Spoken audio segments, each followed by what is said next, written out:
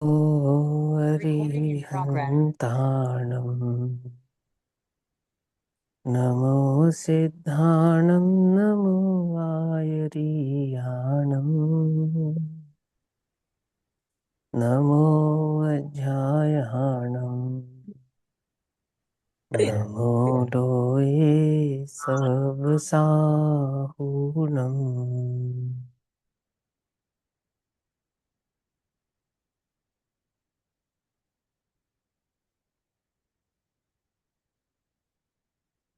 मंगलमय मंगल करण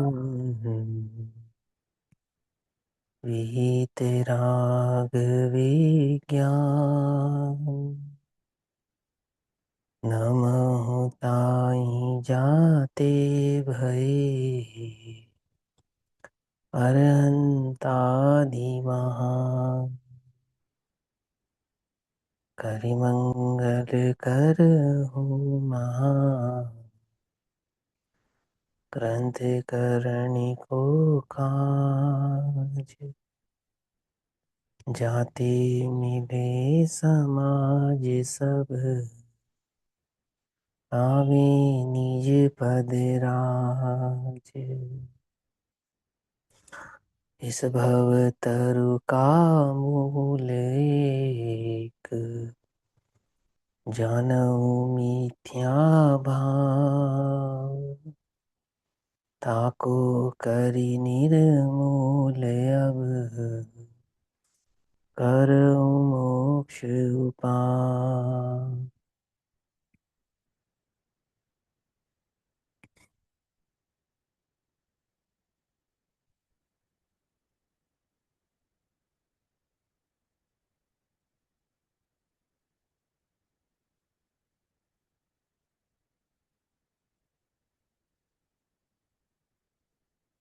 हमारा रात्रिकालीन स्वाध्याय का विषय चल रहा है पूज्य भागवती स्वरूप चंपा बहन श्री के प्रवचनों के आधार से लिए गए प्रवचनांशों पर आधारित बहन श्री के वचनामृत और बहन श्री के वचनामृत पर पूज्य गुरुदेव श्री के जो प्रवचन हुए हैं वचनामृत प्रवचन उसके आधार से हम सब स्वाध्याय कर रहे हैं। प्रवचन नंबर 12 और वचनामृत नंबर 39 उनतालीस नंबर के प्रवचनामृत पर पूज्य गुरुदेव श्री का जो प्रवचन है वो हम पढ़ेंगे। Page number 101 101। पहले वचनामृत पढ़ते हैं। सहज दशा को विकल्प करके नहीं बनाए रखना पड़ता है ना। माने वो बनावटी दशा नहीं है। जो सहज दशा है वो बनावटी दशा नहीं, वो सहज ही है। जैसे पुरुष को पुरुष संबंधी भाव सहज ही है, स्त्री को स्त्री संबंधी परिणाम सहज ही है, उसी प्रकार उस जीव को जिसको वह दशा प्रकट हुई है ऐसी वह सम्यक दर्शन आदि की जो दशा है वो सहज ही वर्तती है। उस दशा के अनुसार जितना वीतराग परिणाम है उतना वीतराग परिणाम भी वर्तता है और जितना राग परिणाम है सो वह भी सहज ही है ना। और वो जो राग है ना वो सभी ज्ञानियों का एक जैसा नहीं होता, औदैक परिणाम है ना, क्योंकि तो किसी के तीव्र भी होता है और किसी के मंद भी होता है। जैसे मिथ्या दृष्टि जीवों में नाना प्रकार के परिणाम होते हैं, किसी मिथ्या दृष्टि की के बहुत मंद कषाय परिणाम होते हैं, किसी के कुछ तीव्र होते हैं। इसी प्रकार सम्यक दृष्टि जीवों के भी कुछ मंद और कुछ तीव्र परिणाम होते हैं, परंतु जो भी होते हैं वो सहज ही होते हैं और मर्यादा अनुसार ही होते हैं, मर्यादा विहीन नहीं होते हैं। मिथ्या दृष्टि के परिणामों की तो कोई बात ही नहीं है, उसका तो कोई अंत ही नहीं है। मिथ्या तो जो ना कराए सो थोड़ा, है ना। लेकिन सम्यक दृष्टि के साथ ऐसा नहीं है कि जैसे मर्जी उसको विकल्प आ जाएंगे। हाँ, परंतु उस गुण स्थान में आने वाले जो भी परिणाम या जिस भी प्रकार की उसकी दशा है वो सहज ही वर्तती है उसके अनुसार, उस अनुसार। तो सहज दशा को विकल्प करके नहीं बनाए रखना पड़ता। यदि विकल्प करके बनाए रखना पड़े तो वह सहज दशा ही नहीं है, वो तो बनावटी हो गई, वो तो मायाचारी हो गई। तथा प्रकट हुई दशा को बनाए रखने का कोई अलग पुरुषार्थ नहीं करना पड़ता। कोई अलग पुरुषार्थ करना नहीं पड़ता का क्या अर्थ है कि देखो, पहले गुण स्थान से चौथे गुण स्थान में जाने का क्या पुरुषार्थ है कि तत्व अभ्यास पूर्वक आत्मानुभूति करना, है ना। अब चौथे से पांचवें गुण स्थान में जाने का क्या पुरुषार्थ है कि वही आत्मानुभूति करना। और 5वें से 7वें गुण स्थान में जाने का क्या पुरुषार्थ है? कि आत्मानुभूति करना। उपशम श्रेणी या छपक श्रेणी मांडने का क्या पुरुषार्थ है? कि दो पुरुषार्थ नहीं है, वो दो पुरुषार्थ नहीं कि उपशम श्रेणी का पुरुषार्थ तो भिन्न होवे और छपक श्रेणी का पुरुषार्थ भिन्न होवे। कुछ जीवों को ऐसी मान्यता है कि छपक श्रेणी का पुरुषार्थ भिन्न होता है, उपशम श्रेणी का पुरुषार्थ भिन्न होता है, कि वो कारण शुद्ध पर्याय होती है, वो 7वें गुण स्थान में समझ में आती है, और जिसके समझ में आती है उसके छपक श्रेणी बनती है। ऐसी काल्पनिक बातें कुछ जीव करते हैं। अब जो जो जो कारण शुद्ध पर्याय आती ही 7वें गुण स्थान में समझ में है, तो उसकी चर्चा भी इतनी विस्तार से क्यों करते हो? है ना, कि जैसे कि वो ऐसी ही है, ऐसा ही उसका स्वरूप है, आदि आदि। अब मुझे ज्यादा उसके लंबाएमान में नहीं पढ़ना, मुझे तो मूल बात समझानी कि कोई विशेष पुरुषार्थ होता नहीं है। मिथ्यात्व का अभाव करने का जो पुरुषार्थ है और सम्यक्त में बने रहने का वही पुरुषार्थ है, और सम्यक्त से जो गुणस्थान बढ़ने का पुरुषार्थ है, वह सब पुरुषार्थ केवल ज्ञान पर्यंत एक ही पुरुषार्थ है। क्या? शुद्धोपयोग, शुद्धोपयोग और शुद्धोपयोग। तत्व अभ्यास पूर्वक आत्मा का अनुभव करना और आत्मा के अनुभव में आत्मा में स्थिर रहना, यही एकमात्र पुरुषार्थ है। कोई भिन्न भिन्न जाति के पुरुषार्थ नहीं है। तो जिस भी गुण स्थान को प्रकट हुआ है वो साधक, उस गुण स्थान को वैसा ही बनाए रखने का क्या पुरुषार्थ है? हम्म कि वो दो बातें, एक तो अनुभूति, दूसरा गुण स्थान बनाए रखने का कोई पुरुषार्थ अगर साधक करेगा तो वो मिथ्या दृष्टि है। क्या समझे? क्योंकि साधक की अवस्था गुण स्थान बनाए रखना नहीं, गुण स्थानातीत होना है, पहली बात। है ना? दूसरी बात, जो गुण स्थान अवस्था है वो आत्मा की अवस्था नहीं है, वो तो कर्मों की अवस्था है, वास्तव में कर्मों की अवस्था है। आत्मा की उस भाव को कर्मों की अपेक्षा सापेक्षता से दर्शाते हैं। है ना? मेरा कार्य तो एकमात्र तत्व अभ्यास पूर्वक तत्व निर्णय करके आत्मानुभूति करना है, बस, और कुछ नहीं। आत्मानुभव होना नहीं होना आदि आदि, और होने के पश्चात उसकी स्थिरता बनाए रखना आदि आदि, वो सब भवितव्यता अनुसार है। मतलब मूलतः यहाँ तो पुरुषार्थ की बात है, एक ही पुरुषार्थ है। बात समझ में आ रही नहीं आ रही है? कोई भिन्न भिन्न जाति के पुरुषार्थ करने पड़ते हो ऐसा नहीं। धर्म ध्यान से शुक्ल ध्यान में प्रवेश करने का क्या पुरुषार्थ है? वही पुरुषार्थ जो आर्त रौद्र ध्यान से धर्म ध्यान में प्रवेश करने का था। समझे? ऐसा। तो क्या कहते हैं? तथा प्रकट हुई दशा को बनाए रखने का कोई अलग पुरुषार्थ नहीं करना पड़ता, क्योंकि बढ़ने का पुरुषार्थ करता है। आगे ना बात, बढ़ने का पुरुषार्थ करता है अर्थात गुण स्थानातीत होने का पुरुषार्थ है वो तो। गुण स्थान बनाए रखने का पुरुषार्थ कोई नहीं है कि चौथा हो गया तो चौथा बनाए रखे ना। मुझे तो जो आत्मानुभव हुआ है उसमें स्थिरता चाहिए, बस। अब वो कौन से गुण स्थान में होगी उससे मुझे कोई लेना देना नहीं है। है ना? इसलिए आत्मा क्या नहीं है? आत्मा गुण स्थान नहीं है, आत्मा मार्गण स्थान नहीं है। है ना? इसलिए जिससे वह दशा तो सहज ही बनी रहती है। मैंने जो बढ़ने का प्रयास करता है, अर्थात बढ़ने का प्रयास मतलब स्थिर रहने का प्रयास, ये समझो ध्यान से। मैंने आत्मा में बढ़ने का प्रयास, तो गुण स्थान बढ़ाने का नहीं, आत्मा में स्थिर रहने का प्रयास। वो जो स्थिरता का प्रयास है वही छठे, सातवें, 10वें, 11वें, 12वें आदि गुण स्थानों के होने का कारण है। आती ना मत पकड़ में। मुनि दशा प्रकट करने का क्या पुरुषार्थ है? कि भैया हमने चटाई पे सोना शुरू कर दिया है ना? अब हमने एक समय भोजन करना शुरू कर दिया है। अब हम थोड़ा थोड़ा केश लोच करने का अभ्यास कर रहे हैं, थोड़ा सर्दी गर्मी सहने का अभ्यास कर रहे हैं। ऐसा नहीं होता। यह जिनागम की परिपाटी नहीं है। समझो ध्यान से। तो परिपाटी क्या है? परिपाटी तो सिर्फ इतनी है कि जीव उस शुद्धोपयोग को प्रकट करके उसमें स्थिर रहे, ये परिपाटी है। और उस अनुसार जो जो गुण स्थान या जो जो भाव प्रकट होता है वो सहज प्रकट होता है, सहज। है ना? एक दिन पहले तक सुकौशल मुनिराज, सुकमाल मुनिराज कहाँ सोते थे? गद्दों पर। कौन से गद्दों पर? वो बिल्कुल एकदम जिस ऐसे सॉफ्ट गद्दे की राई का दाना भी ना चुभे, गद्दे के नीचे रखा हुआ। और एक दिन पश्चात भूमि शयन। समझिए बात, 28 मूल गुणों का निर्दोष पालन।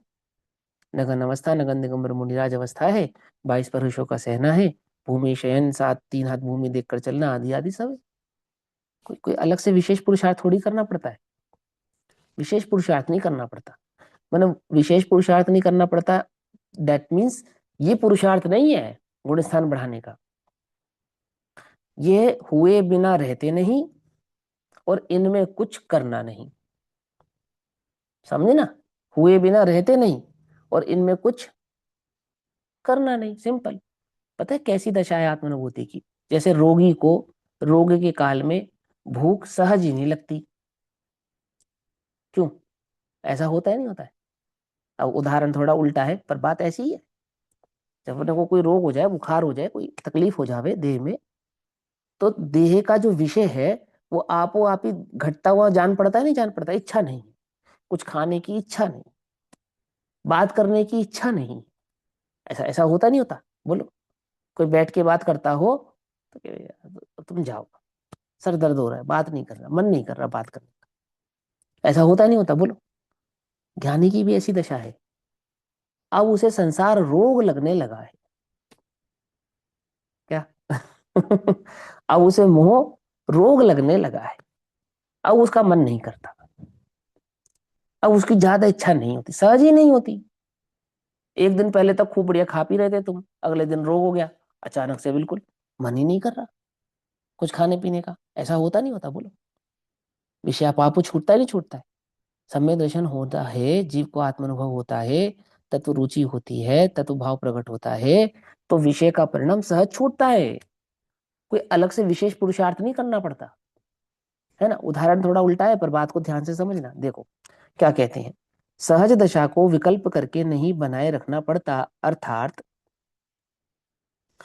आत्मा ज्ञानानंद स्वरूप शुद्ध द्रव्य है। आत्मा मैं कैसा हूं? ज्ञान आनंद स्वरूप शुद्ध द्रव्य हूं या नहीं हूं? कि नहीं भैया पर्याय से अशुद्ध और द्रव्य से शुद्ध? हाँ, ऐसा नहीं। आत्मा तो आनंद स्वरूप, ज्ञान आनंद स्वरूप शुद्ध द्रव्य है ऐसा। उसके त्रैकालिक अतीन्द्रिय स्वभाव का, त्रैकालिक अतीन्द्रिय स्वभाव का माने उसके ध्रुव स्वभाव का, है ना?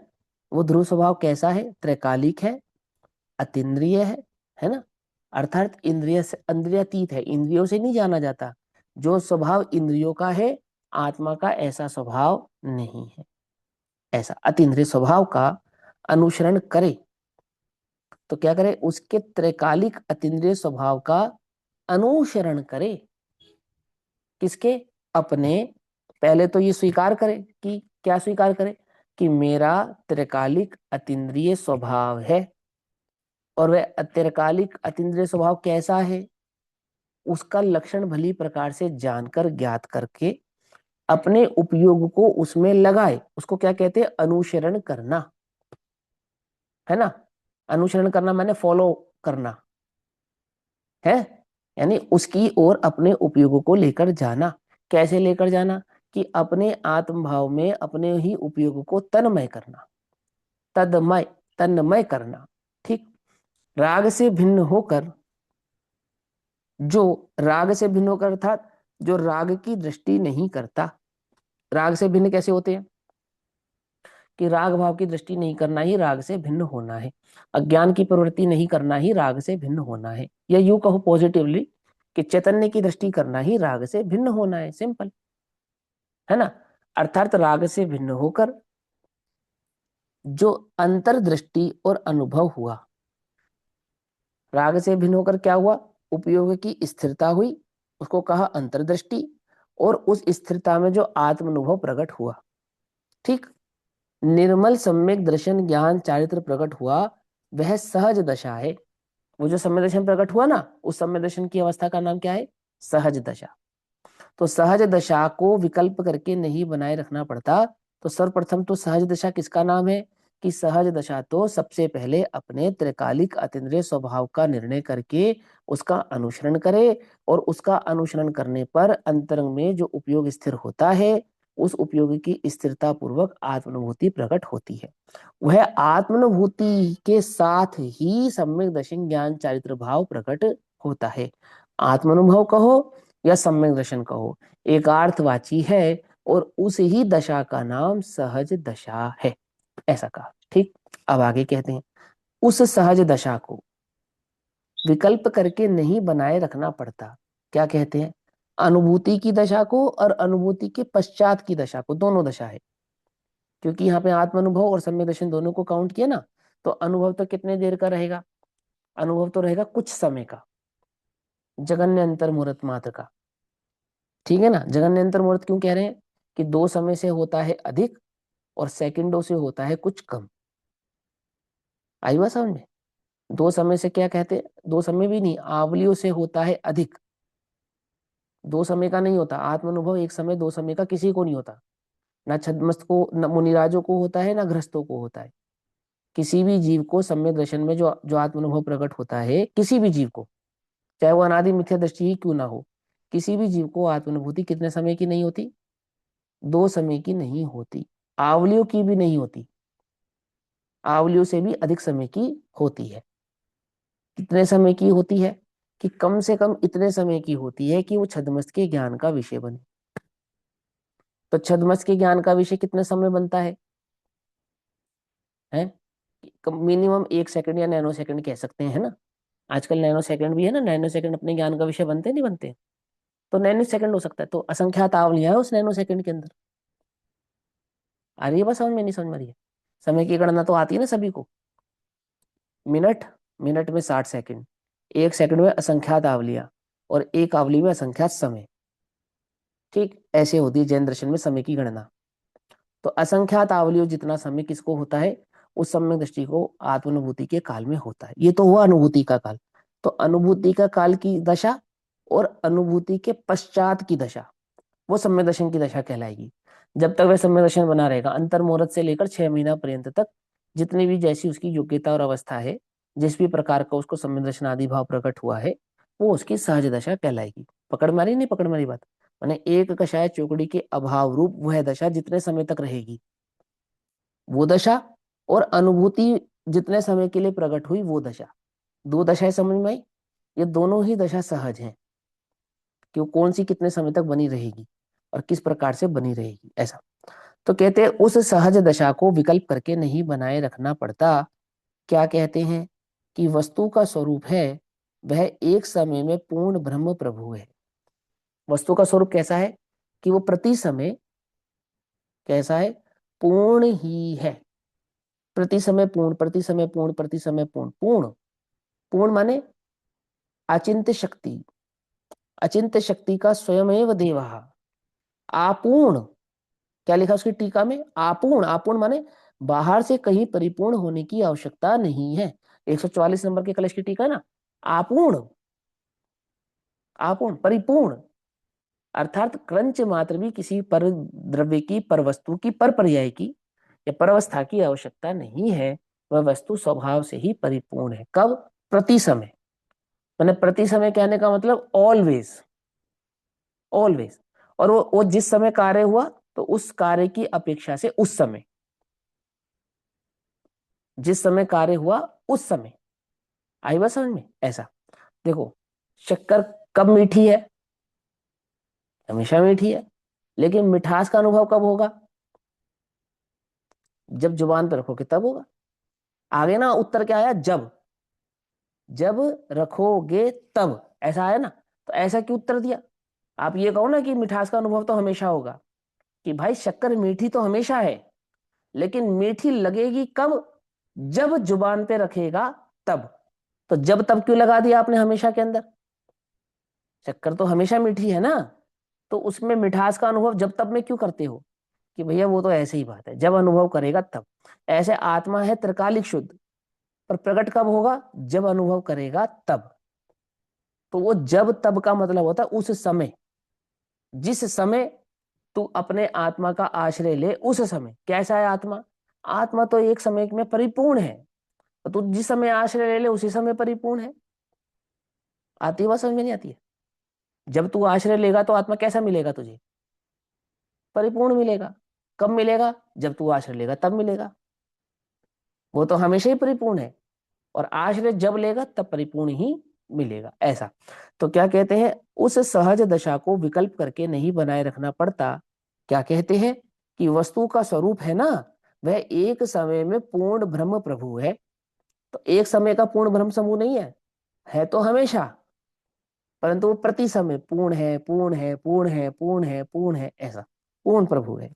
सम्यक दर्शन जो विषय, सम्यक दर्शन का जो विषय ध्येय अतीन्द्रिय अनंत ज्ञान, अनंत आनंद, अनंत शांति, अनंत वीतरागता आदि अनंत गुण स्वरूप त्रिकालिक ध्रुव अभेद आत्मा उसका, देखो ध्यान से समझना,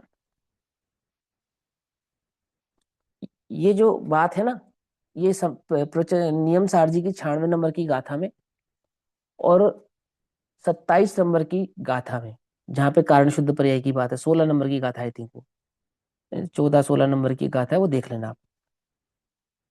ये 15 अतिन है 15 नंबर, 15 15, नंबर है। हाँ तो 15 नंबर की गाथा है।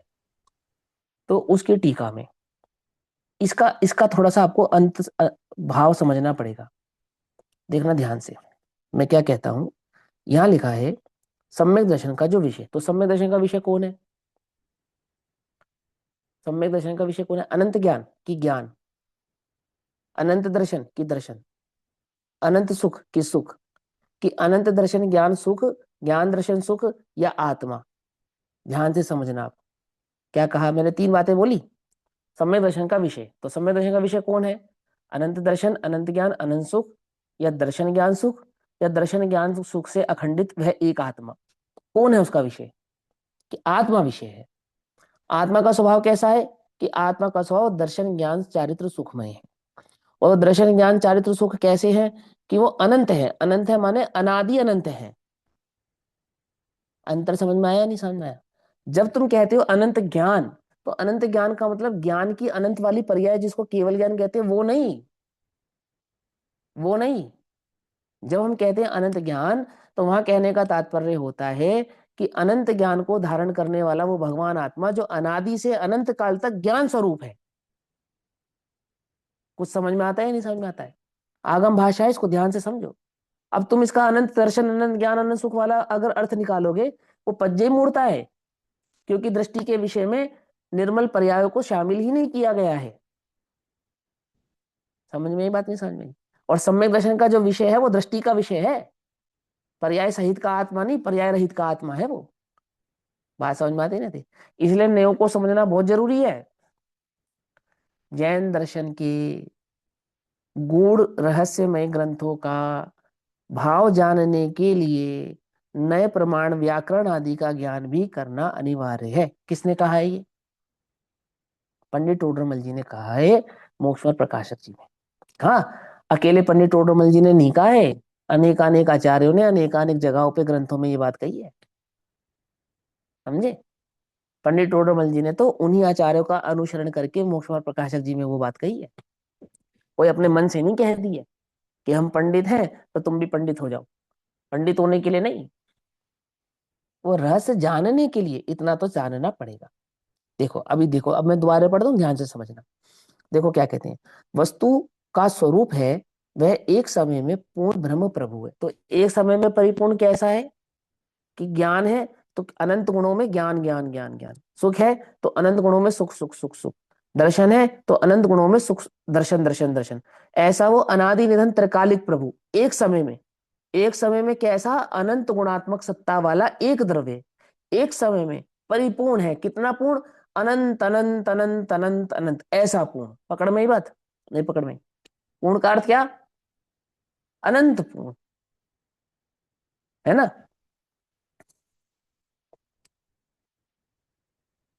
वस्तु का स्वरूप है वह एक समय में पूर्ण ब्रह्म प्रभु है।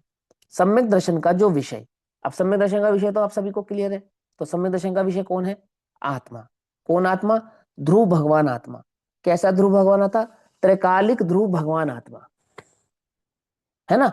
वो सम्यक दर्शन का विषय है। उसके संदर्भ में समझाते हैं ध्येय। ध्येय माने जो ध्यान योग्य हो, सो ध्येय, जिसका हमें ध्यान करना है, जिसकी ओर अपने उपयोग को एकाग्र करना है, जिसको अपने उपयोग का ज्ञान का विषय बनाना है, सो ध्येय। तो मेरा ध्येय कौन है? मेरा ध्येय मेरा स्वयं भगवान आत्मा, मेरा अपना आत्मा, मैं स्वयं। मैं स्वयं कौन हूं? जब ध्येय ध्याता एक हो जाते हैं, ध्याता भी मैं, ध्यान भी मैं, और ध्येय भी मैं, है ना? तो क्या कहते हैं? ध्येय अतीन्द्रिय यानी इंद्रियातीत, जो इंद्रियों का विषय नहीं है ऐसा अनंत ज्ञान। तो अनंत ज्ञान माने केवल ज्ञान नहीं। आई बात समझ में? क्योंकि सम्यक दर्शन का विषय केवल ज्ञान नहीं है, सम्यक दर्शन का विषय तो ज्ञान सामान्य है। और उस ज्ञान सामान्य को अनंत क्यों कह रहे हैं? कि ध्रुवता के कारण अनंत कह रहे हैं, है ना? ऐसा अनंत आनंद, अंत रहित आनंद, ऐसा अनंत शक्ति, अंत रहित शक्ति। ये क्या दर्शा रही है? ये अनंत अनंत लिखकर क्या दर्शा रहे हैं? उसकी परिपूर्णता का स्वरूप दर्शा रहे हैं। वो एक समय में परिपूर्ण है ना, तो एक समय में कैसा परिपूर्ण है? कि एक समय में अनंत ज्ञान, अनंत आनंद, अनंत शक्ति, अनंत वीतरागता आदि अनंत गुण स्वरूप त्रिकालिक ध्रुव अभेद आत्मा। अब अभेद कर दिया ना, तो कहां से अभेद करा? जो ज्ञान, दर्शन, सुख, वीर्य, शक्ति आदि भाव थी, वो सब क्या हो गई? अभेद हो गई। अहम एक, अहम एकौ खलु शुद्धो ना निममौ नान दंसन समग्गौ। याद है ना समय सार जी की गाथा? अहम एक को, मैं एक हूं। कैसा एक हूं? तो पहले कहा मैं एक हूं, फिर उस एक का लक्षण बताया कि कैसा एक है। नान दंसन समग्गौ, दर्शन ज्ञान चारित्र से समग्र है, समग्र है। निमम्मौ, ममत्व रहित है, राग रहित है। पकड़ में ही बात नहीं? पकड़ में ही अहम एक को, मैं एक हूं, मैं एक हूं। तो कैसे एक हूं? एक हूं ऐसा क्यों कहना पड़ रहा है? क्योंकि अनंत गुणात्मक होता हुआ एक हूं ऐसा, दर्शन ज्ञान चारित्र सुख वीर्य आदि भाव शक्तियों वाला होता हुआ एक हूं। ये बात अर्थ समझ में आ रहा है या नहीं समझ में आ रहा है? ध्यान से समझना। अब वहां जो तुम अर्थ निकालते हो अनंत दर्शन, अनंत ज्ञान, अनंत सुख, अनंत वीर्य का, उसको कहां से जोड़ते हो? अभी अभी मुझ में अनंत ज्ञान है। अरे अनंत ज्ञान है ऐसा अर्थ नहीं, वो ज्ञान की अनंत सामर्थ्य की अपेक्षा से उसको अनंत कह रहे हैं। सामर्थ्य पूर्ण दर्शाना ना, एक समय में परिपूर्ण। तो बोले परिपूर्ण माने कैसा? अनंत। अनंत बोलो कैसे पूर्ण करोगे उसे? कहां से पूर्ण करोगे? पूर्ण होना नहीं, केवल ज्ञान की पर्याय प्रकट होगी तब मेरा ज्ञान पूर्ण नहीं होगा। मेरा ज्ञान स्वभाव से ही पूर्ण है ऐसा। सम्यक दर्शन की पर्याय होगी तो दर्शन पूर्ण होगा ऐसा नहीं, मैं स्वभाव से ही पूर्ण हूं ऐसा। मेरा ज्ञान पूर्ण है, उसे पूर्ण होने की आवश्यकता नहीं है। मेरा दर्शन पूर्ण है, मुझे अन्य की दर्शन की पूर्णता की आवश्यकता नहीं है। मेरा चारित्र पूर्ण है, मेरे को चारित्र को पूर्ण करने की आवश्यकता नहीं है। ऐसे अपने परिपूर्ण स्वभाव की जो दृष्टि करता है। समझ में आती है बात? नहीं समझ में आती है? क्या समझ में आई है? अर्थ समझ में आया? अचिंत शक्ति स्वयमेव देवः, अचिंत शक्ति स्वयमेव देवश्चिंत मात्र चिंता मणिरेश यस्मात्। हम्म, मणिरेश यस्मात्। देखो क्या कहते हैं, राग यहाँ रहित जो जो वस्तु है। हाँ यहाँ जो अनंत हाँ ज्ञान दर्शन बताया ना आपने, तो ज्ञान की हाँ अनंत सामर्थ्य वर्तमान में स्वभाव से ही है ऐसा। हाँ ऐसा। तो उसकी अनंत ज्ञान, परिपूर्णता अनंत बतलाने दर्शन, के लिए, वो अनंत सुख, अनंत ज्ञान अनंत वाली नहीं। वीर्य, हाँ अनेक ज्ञान की हाँ हाँ, वो अनंत केवल शक्ति, ज्ञान वाली। अनंत शक्ति संपन्न ज्ञान दर्शन आदि अनंत गुणों से परिपूर्ण मैं अभी हूँ हाँ स्वभाव से। कैसा हाँ है? स्वभाव से, तो उसका अर्थ, हाँ उसका अर्थ केवल ज्ञान वाला अनंत मत हाँ, निकालना, वो केवल ज्ञान तो पर्याय है। वो पर्याय तो है। उस स्वभाव के आश्रय से गुण स्थान हाँ प्रमाण वो केवल ज्ञान अनंत अरिहंत दशा में होगी, वो पर्याय की बात है। हाँ। तो जी वो ज्ञान, जब हम ज्ञान के त्रिकालिक पन्ने को समझा रहे हैं, जैसे आत्मा त्रिकालिक है, तो जी। आत्मा का त्रिकालिक पन्ना माने बोले ज्ञान त्रिकालिक, दर्शन त्रिकालिक, गुण त्रिकालिक। और त्रिकालिक कहने का मतलब ध्रुव ध्रुव ध्रुव ध्रुव ध्रुव। और वो ध्रुव कैसा? अभेद कि त्रिकाल। परिपूर्ण परिपूर्ण परिपूर्ण परिपूर्ण परिपूर्ण। जी, पकड़ रहे हैं ना बात को? कि समझ पूर्ण गए। है, उसे पूर्ण होने की आवश्यकता नहीं है ऐसा नहीं अनंत। है, बिल्कुल सही। है ना? बहुत अच्छी अ- बात। अंतर समझ में है ना? हाँ। हम्म। तो देखो क्या कहते हैं, राग रहित जो वस्तु है, राग रहित वस्तु कौन है? वो जो त्रिकालिक ध्रुव का मैंने निर्णय किया है, वो कैसा है? कि राग से भिन्न भगवान आत्मा है। तो राग रहित जो भगवान आत्मा है, उसका वेदन हुआ। अर्थात राग का वेदन नहीं हुआ, राग रहित आत्मा का वेदन हुआ। ऐसा हुआ। उस सहज दशा को राग करके बना रखूं तो ऐसा विकल्प करके नहीं बनाए रखना पड़ता, है ना?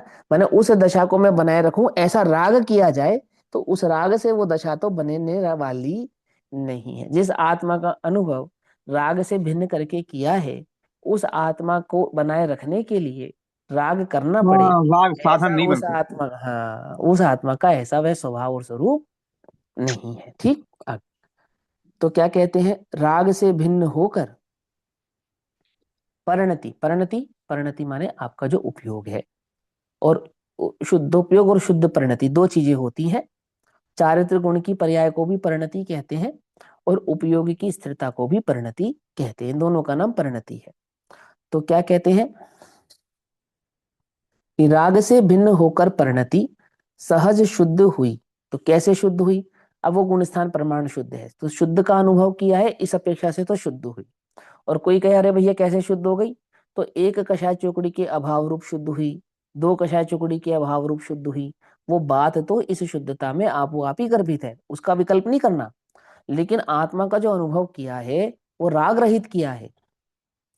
समझे? कौन सा राग रहित? अनंतानुबंधी रहित या चारों ही कषाय रहित? ये चार कषाय रहित आत्मा का अनुभव किया है वहां पर। समझे? छदमस्त जीव को चौथे गुण स्थान में जो आत्मानुभूति होती है, उस आत्मानुभूति का और अनुभव का आनंद बिल्कुल ऐसा है जैसा सिद्धों को सिद्धालय में वर्त रहा है। चार कषाय के अभाव रूप जो आनंद सिद्धों को है, ऐसा ही आनंद अनुभूति के काल में उस साधक दशा में उस छदमस्त जीव के है। राग का अनुभव नहीं किया है, इसलिए वो शुद्ध ही है। ऐसा पकड़ में मत, कैसा शुद्ध? सिद्धो जैसा शुद्ध।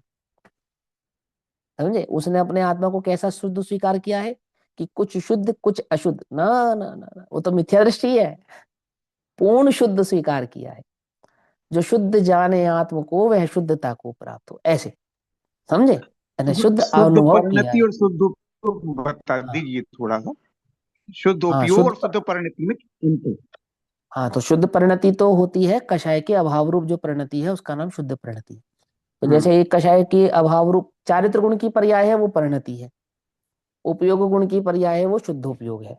सिंपल सी बात है, सीधा सीधा सा। उपयोग गुण की पर्याय माने ज्ञान दर्शन। उपयोग की स्थिरता, हाँ, ज्ञान दर्शन की स्थिरता। देखो मैं समझाता हूँ, डिटेल में समझाता हूँ, सुनो। देखो आत्मा में अनंत गुण है, जिसमें अनुभूति के काल में तीन गुणों की मुख्यता है, दर्शन, ज्ञान और चारित्र। दर्शन बराबर। वहां पे श्रद्धा का नाम है, और ज्ञान जो होता है वो दर्शनों में ही होता है, बराबर। दर्शनोपयोग में होता है, ऐसा है ना। एक बार वो म्यूट कर लो, हाँ, समझ ध्यान से ना। दर्शनोपयोग में होता है, तो ज्ञान में तो दर्शन गर्भित ही है, तो ज्ञान दर्शन ज्ञान वाला ज्ञान नहीं है यहाँ पर, श्रद्धा वाला दर्शन है, ऐसा। अब आत्मा ने आत्मा को जाना, ये तो हो गई ज्ञान गुण की पर्याय। ठीक। फिर उस आत्मा ने जब अपने आत्म भाव को जाना, तो अपने को उसमें स्थिर किया। तो स्थिर कैसे किया? तो स्थिर करने के लिए श्रद्धा गुण स्थिर नहीं हुआ, ज्ञान ही स्थिर हुआ। ज्ञान की स्थिरता को श्रद्धा से समझाया। पकड़ में ही बात नहीं? पकड़ में? स्थिर कौन होता है? श्रद्धा स्थिर नहीं होती है, स्थिर तो उपयोग होता है। उपयोग स्थिर हुआ, उस उपयोग की स्थिरता को चारित्र से समझाते हैं, चारित्र से, है ना। और उसने स्थिरता में जो अनुभव प्रकट किया, ओहो यही मैं हूं, ऐसा श्रद्धान हुआ। तो ऐसा श्रद्धान किसने किया? श्रद्धा गुण ने किया ना, ज्ञान ने किया। श्रद्धा भी ज्ञान ने की, ज्ञान की श्रद्धा को श्रद्धा गुण से समझाते हैं, ज्ञान की स्थिरता को चारित्र गुण से समझाते हैं, और ज्ञान के ज्ञान को ज्ञान भाव से समझाते हैं, ऐसा। आत्मा के अनंत गुण एक ज्ञान का अनुसरण करते हैं। ज्ञान जैसा कहता है, जो स्वीकार करता है, जो अनुभव करता है, वही आत्मा है। पकड़ में ही बात नहीं? पकड़ में? जी ज्ञान जी। ने आत्मा का अनुभव किया, तो ज्ञान ने आत्मा का अनुभव कैसा किया कि अनंत गुणों की सिद्धि से, अनंत गुणात्मक मैं एक आत्म द्रव्य हूं, ऐसा उस ज्ञान ने जानकर। किस ज्ञान ने जानकर? इसी ज्ञान ने जानकर अपने को मैं आत्मा हूं ऐसा स्वीकार किया। और ज्ञान की उस स्वीकृति का नाम श्रद्धा है, और ज्ञान की उस स्थिरता का नाम चारित्र है। पकड़ में ही बात नहीं? पकड़ में, है ना। तो अब जब ज्ञान की स्थिरता जो चारित्र है, उस चारित्र गुण की पर्याय को जब हम समझते हैं, विश्लेषण करते हैं, उसका एनालिसिस करते हैं, तो उसको कहते हैं शुद्ध परिणति। अर्थात अनुभव पूरा होने के पश्चात, अनुभूति के पश्चात जब उपयोग अस्थिर होता है, अस्थिर होता है इन सेंस अनुभूति से बाहर आता है, तब, तब भी उस आत्मा के वेदन का स्वाद बना रहता है। वो स्वाद कब तक बना रहा? वो ज्ञान से नहीं जाना जाता, वो चारित्र से जाना जाता है। तो चारित्र गुण की उस पर्याय को कहते हैं सम्यक दर्शन की शुद्ध परिणति। एक कषाय चौकड़ी के अभाव रूप की परिणति को कहेंगे शुद्ध परिणति। दो कषाय चौकड़ी के अभाव रूप परिणति को कहेंगे शुद्ध परिणति। तीन कषाय चौकड़ी के अभाव रूप परिणति को कहेंगे शुद्ध परिणति। और चार कषाय चौकड़ी के अभाव रूप परिणति को कहेंगे शुद्ध परिणति। और शुद्धोपयोग किसको कहेंगे? तो शुद्धोपयोग मात्र और मात्र अनुभूति के काल को कहेंगे। तो जितनी देर अनुभव रहेगा उतनी देर तो कहलाएगा शुद्धोपयोग। और उस अनुभव का जो फल है, क्या है उसका फल? शुद्धोपयोग का फल है चारित्र। समझे? शुद्धोपयोग का फल है चारित्र। तो जितनी देर वो चारित्र रहेगा, जैसा जैसा वो रहेगा, वह कहलाएगी शुद्ध परिणति। तो जितनी जितनी कषायों का अभाव है उतनी उतनी परिणति शुद्ध है, और जितनी जितनी कषायों का सद्भाव है उतनी उतनी परिणति अशुद्ध है। समझ नहीं बात? परिणति नाम दोनों का है, उपयोग को भी परिणति कहते हैं और चारित्र को भी परिणति कहते हैं। जब आचार्य देव कहते हैं कि मेरी परिणति मैली होती है, तो वहां परिणति मैली होती है कहने का तात्पर्य मेरे उपयोग की भ्रष्टता है, ना कि वहां मेरा गुणस्थान गिरता है, ऐसा कहना चाहते हैं। ठीक है ना? वहां वो चारित्र नहीं, वहां तो कहते हैं मेरे उपयोग है ना, उपयोग, क्योंकि वो जो वो बना रहेगा, वो जो गुणस्थान बना रहेगा वो इस उपयोग के दम पे ही बना तो रहेगा।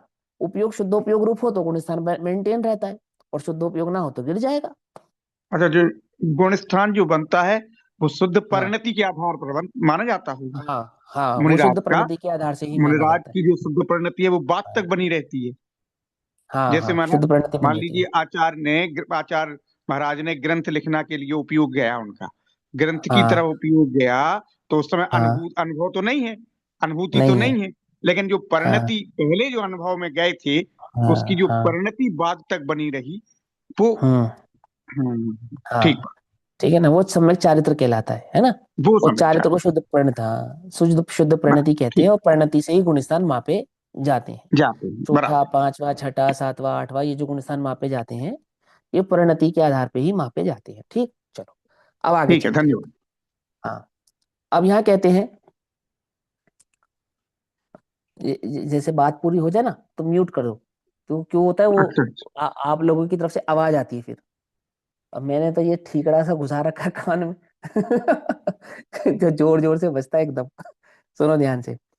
राग से भिन्न होकर परिणति सहज शुद्ध हुई। वह राग करूं या विकल्प करूं तो रहेगी, ऐसा नहीं है। जब राग से भिन्न होकर परिणति शुद्ध हुई है, तो राग करके उस शुद्ध परिणति को स्थिर कैसे कर सकते हैं? वह ऐसे तो होती नहीं है, है ना। आहा, मार्ग ही ऐसा है। आगे कहते हैं शुद्ध चैतन्य रूप भगवान निज आत्मा का अनुभव हुआ,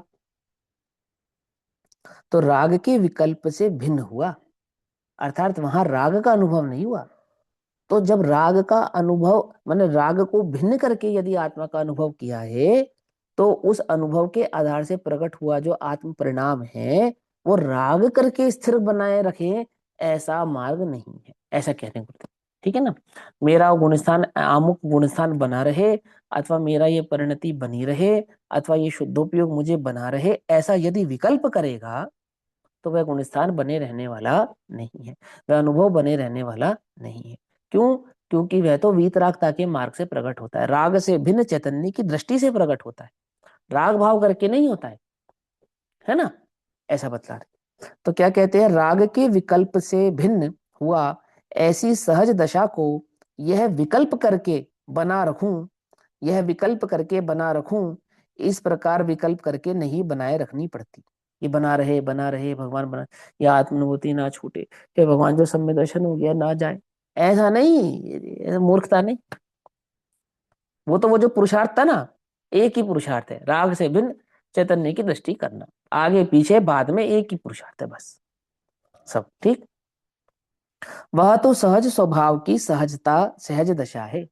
वो जो समय हो ये तत्समय की योग्यता जिसको कहते हैं, तो उस समय वो जो भाव प्रकट हुआ, उस समय की वो सहज ऐसी ही दशा है। वो जैसी बनी रहनी है, जिस भाव से बनी रहनी है, जितनी देर बनी रहनी है, उस भाव से उतनी देर उस समय वह उस भाव तक बनी ही रहती है। प्रभु, तुझे अपनी महानता नहीं सूझती, राग में अपनी महानता मानता है, विकल्प करके कार्य करने को समझ मानता है, अपनी महानता नहीं सूझती। इसलिए तू ऐसी मान्यता करे कि राग से और निमित्त से तुझे महानता मिलेगी, तुझे शोभा नहीं देता। यानी अर्थात विकल्प करके वो भाव होगा, ऐसा दिखावटी सम्य दर्शन होगा, ऐसा नहीं होता है। दिखावटी आत्मानुभूति होती है, ऐसा नहीं। दिखावटी दशा होती है, ऐसा नहीं। अच्छा, वो गुरुदेव क्या कहते हैं, तू ऐसी मान्यता करे कि राग से और निमित्त से तुझे महानता मिलेगी। कौन से निमित्त से? वो बनावटी निमित्त। समझे नहीं समझे? महानता मिलेगी, समझ रहे हो ना? माने उसको दिखाना है कि मुझे सम्यक दर्शन हुआ है, तो कैसे दिखाएगा वो? है वो करते करते कक्षा कर, वो पढ़ाते पढ़ाते, स्वाध्याय पढ़ाते पढ़ाते अंतर्मुखी हो जाएगा। वो कुछ देर अंतर्मुखी रहेगा, फिर अनुभव, फिर अपन को पढ़ाने लगेगा। वो नाना प्रकार के ऐसे ड्रामा विकल्प करेगा। ऐसे नहीं, ये सब नहीं, ये नाटक नौटंकी वाला काम नहीं है। समझे नहीं समझे? ऐसा नहीं। वो तो जो है वो सहज है, जैसा है सो सहज है। ऐसा कि गुरुदेव भी तो आहा करते थे। अरे भाई, वो आहा, तुझे कैसे समझा वो? देखो, गुरुदेव सभा में आने से पूर्व पूर्व स्वाध्याय करते थे। 6-8 घंटा तो स्वाध्याय वैसे ही करते थे गुरुदेव। अब अंतर में मस्ती चल रही है उनके उस स्वाध्याय की, और वही प्रसंग पढ़ा रहे हैं। तो पढ़ाने से पूर्व वो भाव अंतर में है ना, आहा, क्या बात कही आचार्य ने, वो ऐसा। और वो अनुभव है उनको अपने चैतन्य का, आत्मा ऐसा प्रभु है, उसकी अपेक्षा से है वो। अनुभूति की अपेक्षा से आहा नहीं कर रहे। अनुभूति तो राग से भिन्न है, ये आहा राग का सूचक है। महिमा है ना, महिमा, ये राग की सूचना दे रही है, मालूम? ओह, प्रभु एकदम ऐसा ऐसा ऐसा ऐसा नाटक नोटंकी वाला काम नहीं। क्यों? देखो क्या लिखा है, ये इशारा है उनका स्पष्ट ही। अगर तुम समझ सको तो देखो उन्होंने क्या कहा, तुझे अपनी महानता नहीं सूझती, तुझे पता ही नहीं है तेरी महानता किसमें। इसलिए तू ऐसी मान्यता करे कि राग से और निमित्त से तुझे महानता मिलेगी। कौन से निमित्त से महानता मिलेगी, बोलो? कौन से निमित्त से? वो कौन सा निमित्त है जिससे तू महान बनना चाहता है? वो दिखावटी भी निमित्त है, और सीधी सी बात है, वो राग, राग का वो विकल्प है। जिस निमित्त से तू अपने को महान दिखाना चाहता है या बनना चाहता है, तुझे शोभा नहीं देता। अंतर में तेरे बड़प्पन का, तेरी प्रभुता का पार नहीं है। तू कितना बड़ा है, अगरु लघु तू भाव का धारी है, तुझे तेरी बड़ प्रभुता का पार नहीं है, पता ही नहीं है तुझे। संख्या से अनंतानंत गुणों से भरपूर। देखो ये बात जो बार बार गुरुदेव कह रहे हैं ना, संख्या से अनंतानंत गुणों से भरपूर, इसी का नाम है अनंत दर्शन, अनंत ज्ञान, अनंत सुख, अनंत चारित्र, अनंत वीर, इसका नाम है। ज्ञान कितना है? अनंत। अनंत माने कभी खत्म नहीं होगा। दर्शन कितना है? अनंत, की कभी खत्म नहीं होगा। चारित्र कितना है? कि अनंत, कभी खत्म नहीं होगा। ऐसे आ रही बात समझ में? नहीं आ रही है? माँ, अनंत दर्शन ज्ञान सुख वीर्य का अर्थ केवल ज्ञान वाला मत निकालना, है ना? ये बात थोड़ी समझो। उल्टा सीधा अर्थ करोगे तो बड़ी गड़बड़ है ना? संख्या से अनंतानंत गुणों से भरपूर ऐसे इस प्रभु को राग से तथा निमित्त से लाभ हो, यह मान्यता सचमुच क्या है? कलंक है। जो स्वभाव से परिपूर्ण है, ऐसे स्वभाव से परिपूर्ण भगवान आत्मा को राग से अथवा विकल्प से अथवा निमित्त से लाभ हो, यदि तू ऐसा मानता है तो कलंक है। कलंक है माने मिथ्यात्व है ना? शोभा नहीं देता तुझे, ऐसा। छापे को जिस रंग में डुबोया जाएगा, छापा समझते हो? वो प्रिंटिंग प्रेस में जो स्टैंप होता है ना, स्टैंप समझ लो, स्टैंप। तो स्टैंप को जिस रंग में डुबोएंगे और उसको जब पेपर पे प्रेस करेंगे, तो कौन से रंग की स्टैंप पर लगेगी? तो जिस रंग से वो डूबा होगा, लाल स्याही से डूबा होगा तो लाल, नीली से डूबा होगा तो नीली, और काली से डूबा होगा तो काली, ऐसा। तो बोलते छापे को जिस रंग में डुबोया जाएगा, उसी रंग की छाप पड़ेगी, है ना? स्टैंप की जो स्याही, जिस कलर की स्टैंप की स्याही होगी, स्टैंप उसी कलर की तो छाप छोड़ेगी, है ना? उसी प्रकार सहज स्वभाव भगवान आत्मा का रंग प्रेम लगा हो, उसे भीतर सहज दशा प्रकट होगी। वह दशा विकल्प से हो अथवा रहे, ऐसा नहीं है। समझे? वो विकल्प राग से हो, राग से बना के रखे, है ना? विकल्प से बना के रखे, तो ऐसा नहीं। तो कैसी है? वो तो प्रकट हुई है तो सहज प्रकट हुई है, वो रहेगी तो सहज रहेगी, और नहीं रहेगी तो सहज ही नहीं रहेगी। उपाय तो एक ही करना है, को क्या उपाय करना है? वो तत्व अभ्यास, तत्व निर्णय पूर्वक शुद्धोपयोग को प्रकट करना, आत्मानुभूति को प्रकट करना, और जो अनुभव प्रकट हुआ है उसमें स्थिर रहने का प्रयास करना, बस सिंपल। समझे? वही निरंतर करते रहो, है ना? ऐसा। एक चीज है ना यदि भैया, जैसे जिस कभी किसी ने कोई इमली खाई है, कोई इमली का नाम भी लेता है, तो उसका जो रस आता है, कि आत्मा का एक बार अनुभव होने का जो रस आता है, वो हम्म, आनंद, वो चीज आ, से निकलती आहा, हाँ, हाँ, आत्मा उसको का रस बोलते जो आता है आहा। उससे निकलते, हाँ हाँ, वो ठीक है। लेकिन मैं ये कह रहा हूँ, वो जो विकल्पात्मक है वो आहा अपेक्षा भी विकल्पात्मक है। हाँ हाँ।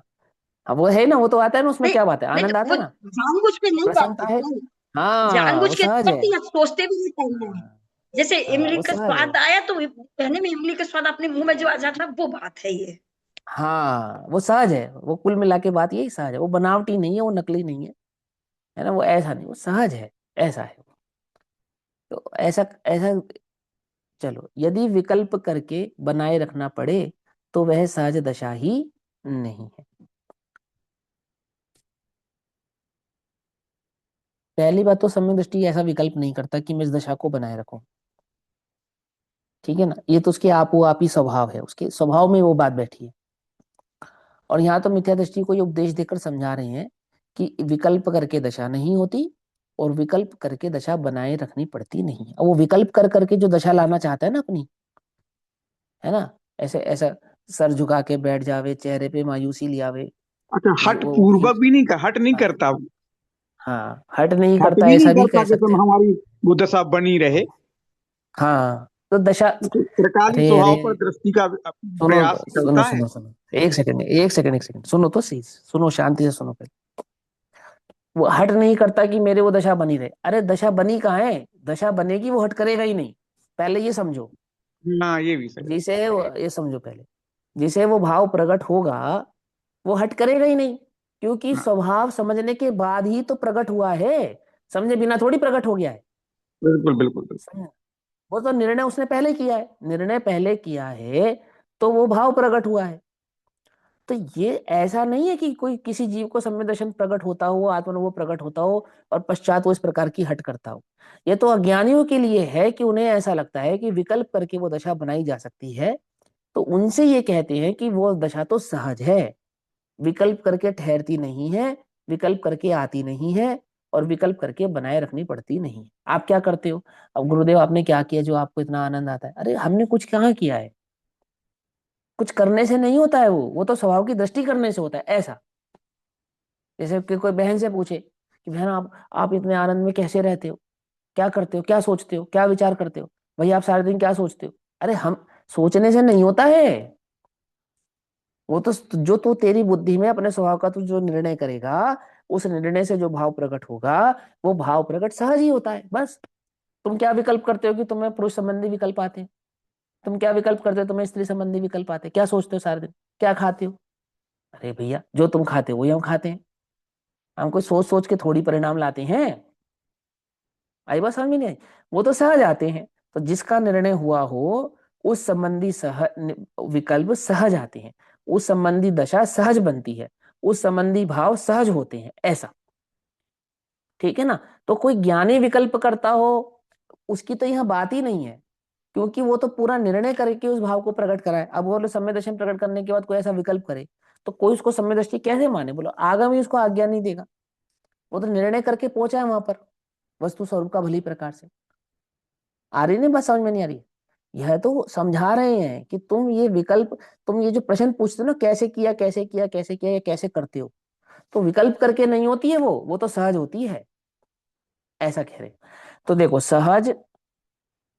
सहजात्म स्वरूप प्रभु नित्य ध्रुव है, नित्य ही ध्रुव है, नित्य है, ध्रुव है ना? उसके ध्यान से प्रकट हुई, अने उसके ध्यान से, अपने आत्मा के ध्यान से, अपने आत्मा के ध्यान से, मैं अलग आत्मा अलग ऐसा नहीं, अपने आत्मा के ध्यान से, तो मैं अलग और आत्मा अलग ऐसा लग रहा है ना, ऐसा नहीं। मैंने जो अपने स्वभाव का, जो मेरा जैसा स्वभाव है, ऐसा मैंने अपने आप में निश्चित किया, निर्णय किया। और कैसा निर्णय किया? कि निर्णय कर कर अपने उपयोग को, अपने आप को, उपयोग है ना, अपने आप को वहां स्थिर किया, ऐसा प्रकट हुई सहज निर्मल दशा को, अर्थात अपने आत्मा के ध्यान से प्रकट हुई सहज निर्मल दशा को शुभ राग करूं, यानी आत्मा का राग करूं, अथवा पूजा भक्ति श्रवण दया दान आदि विकल्प करूं, इस प्रकार विकल्प से नहीं बनाए रखना पड़ता। वो कह रहे कि उस ज्ञानी के वो आत्म भाव आत्म संबंधी जो दशा है वो कैसे टिकी रहती है, तो बोले राग करके नहीं टिकती है, वो जो उसकी टिकी है ना, वो उसके सहज भाव से ही टिकी रहती है। ऐसा आई बात समझ में? नहीं समझ में? क्या कहा? किसी जीव को सम्यक दर्शन हुआ, तो सम्यक दर्शन होने के पश्चात उसका सम्यक दर्शन कैसे बना रहता है? कि विकल्प करके नहीं बना रहता, वो जो जो सहज निर्णय हुआ है उसके बल पे बना रहता है। वो बने रहने की दशा सहज है, वो कोई विशेष प्रकार का विकल्प करके उस दशा को बनाए रखता हो ऐसा नहीं है। वो कोई विशेष प्रकार का कार्य कर कर उस दशा को बनाए रखता हो ऐसा नहीं है। कैसा है? वो दशा तो उसके सहज ही है। मैं पूजा करूं, मैं भक्ति करूं, मैं दान व्रत तप त्याग उपवास आदि करूं, ऐसा करके मेरी दशा बनी रहेगी, ऐसा वो ज्ञानी करता नहीं है। ऐसा कह रहे हैं। समझ में आ रही बात? नहीं समझ में आ रही है? पकड़ में ही बात? कि क्या करते होंगे ज्ञानी? क्या करते होंगे? कुछ नहीं करते हैं, निर्णय करते हैं। तुम क्या करोगे? निर्णय करो, ऐसा कह रहे गुरुदेव। जो जो ज्ञानी ने विकल्प किया होगा वो विकल्प मैं करूंगा तो कार्य जल्दी होगा या नहीं होगा? नहीं होगा, क्योंकि विकल्प से कार्य होता नहीं। ज्ञानी जो कर रहे हैं वो भी हम करेंगे तो हमारा कार्य होगा या नहीं होगा? कि नहीं होगा। क्यों नहीं होगा? क्योंकि कार्य से कार्य होता नहीं है। तो कार्य कैसे होता है? वो तो निर्णय से होता है। ऐसा कह रहे हैं, है ना? तो कहते विकल्प करूं इस प्रकार विकल्प से नहीं बनाए रखना पड़ता। विकल्प से बनाए रखना पड़े तो वह सहज दशा ही नहीं है। क्या समझे? वो विकल्प से बना के रखनी पड़े, वो कोई सहज दशा थोड़ी है। सहज दशा तो नाम ही उसका जो सहज रहती है, सहजता से होती है, बिना विकल्प के होती है। तो वहां समझा रहे कि ज्ञानी के विकल्प नहीं होता, उस दशा को बनाए रखने का विकल्प नहीं होता, ये समझा रहे। आ रही ना बात? समझ में नहीं आ रही है? ऐसा आत्म स्वभाव में एकाग्र होकर राग के साथ की एकता टूटती है। द्रव्य कर्म भाव कर्म नो कर्म से एकता टूटती है। मैं देह हूं ऐसे मान्यता टूटती है। पर में एकत्व ममत्व कर्तृत्व भोक्तृत्व बुद्धि टूटती है, उसका नाम है राग की एकता टूटती है ना? जो सम्यक दर्शन ज्ञान चारित्र की निर्मल सहज दशा प्रकट होती है वह इस प्रकार होती है। किस प्रकार होती है? कि एकता कर कर, अपने स्वभाव का ध्यान कर कर, अपने स्वरूप का ध्यान कर कर, एकाग्रता से और परमे एकत्व भाव को छोड़कर, वह होने के पश्चात उसे बनाए रखने के लिए विकल्प करे, स्वाध्याय करे, मनन करे, शुभ राग करे, तो वह दशा टिकी रहेगी ऐसा नहीं है ना? कि यानी बहुत स्वाध्याय करते होंगे, बहुत विकल्प करते होंगे, बहुत आत्मा संबंधी विकल्प करते होंगे, इसलिए उनका संबंध दशा बना रहता होगा, ऐसा कोई अज्ञानी जो सोच कर बैठा है उसको कह रहे हैं कि ऐसा नहीं, ऐसा नहीं करता कोई ज्ञानी। कैसा करता है? स्वाध्याय भी करता है, चिंतन भी करता है, मनन भी करता है, परंतु स्वाध्याय चिंतन मनन के आधार पर दशा टिकती नहीं है। दशा तो सहज भाव से ही टिकी रहती है।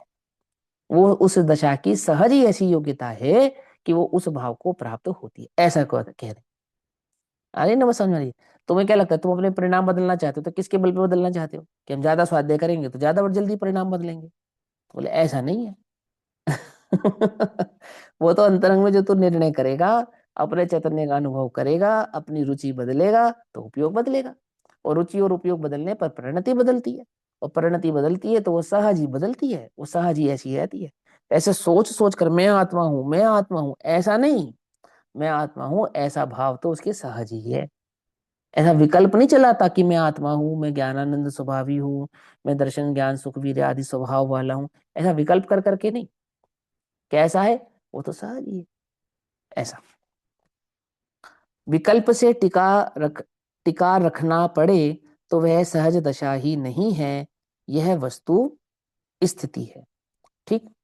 आत्मा की सहज दशा को बनाए रखने के दो बोल हुए। सहज दशा को विकल्प की वृत्ति करे तो बनाए रखा जा सकता है ऐसा नहीं है, और यदि विकल्प करे के टिकाए रखना पड़े तो वह सहज दशा ही नहीं है। अब तीसरा बोल कहते हैं, तथा प्रकट हुई दशा को बनाए रखने का कोई अलग पुरुषार्थ नहीं करना पड़ता।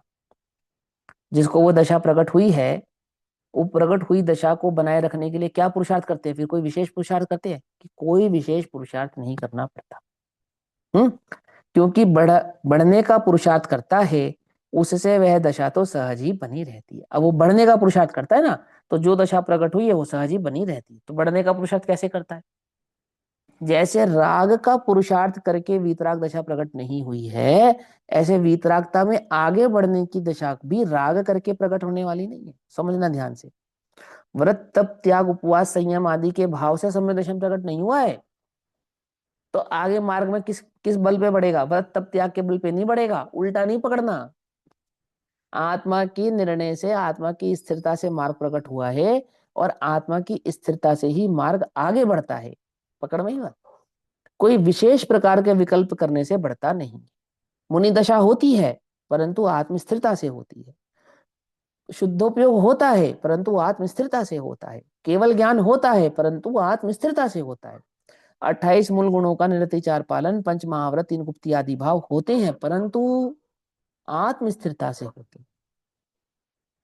है ना? कोई विशेष प्रकार का पुरुषार्थ करना पड़े ऐसा नहीं, आगे बढ़ने का पुरुषार्थ करता है। तो आगे बढ़ने का पुरुषार्थ क्या है? आत्मा की स्थिरता, वही आगे बढ़ने का पुरुषार्थ है। ऐसा जहां वस्तु के स्वभाव की दृष्टि और अनुभव हुआ, वहां पुरुषार्थ का झुकाव उस ओर सहज बना ही रहता है। उसके लिए कोई नया पुरुषार्थ नहीं करना पड़ता। अब वो जो अनुभव हुआ ना, उस अनुभव की ओर ही उपयोग झुका रहता है। कोई नया पुरुषार्थ करना पड़े ऐसा नहीं होता। जितना भी पुरुषार्थ है किसका है? अब ये समझ लो, उपयोग की स्थिरता का पुरुषार्थ तो है, पुरुषार्थ की अपेक्षा से कहीं तो अन्य दूसरा कोई पुरुषार्थ नहीं है। ऐसा। ठीक। आहा, यह पुस्तक भाग्य से प्रकाशित हो गई है। इसमें शुद्ध मक्खन ही भरा है।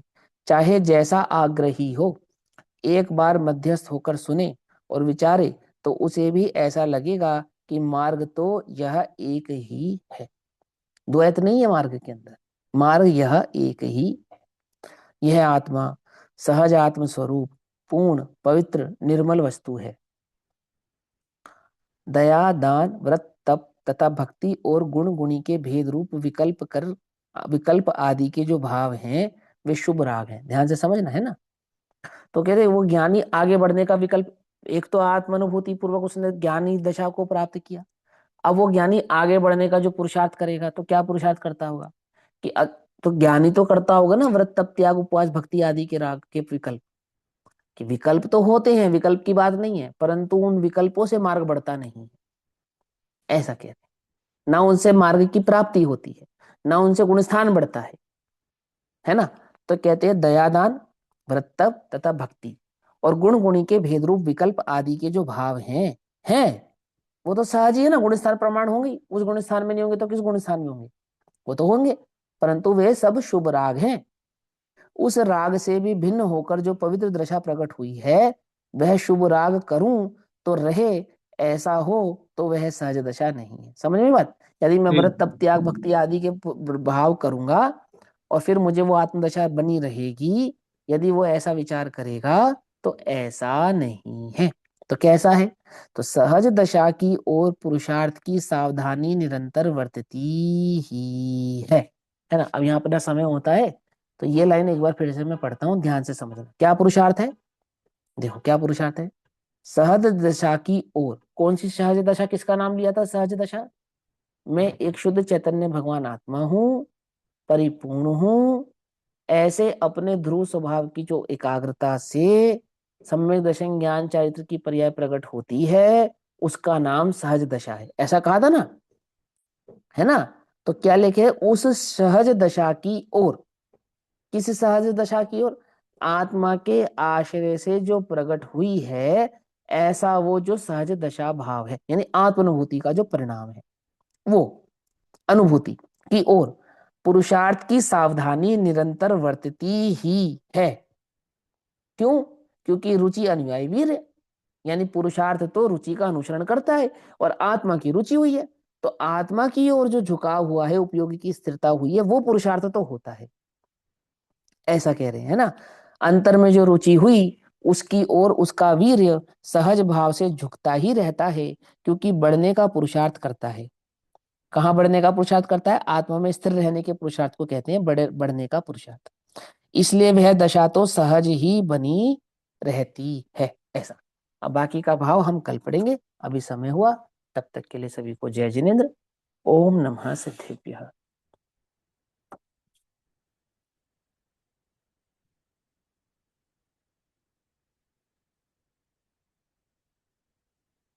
निज निधि निज में बताई, यह अनंत उपकार है, उसके लिए जिनवाणी माँ को वंदना शत बार।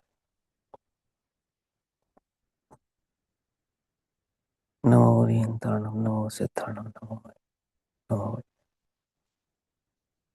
नमो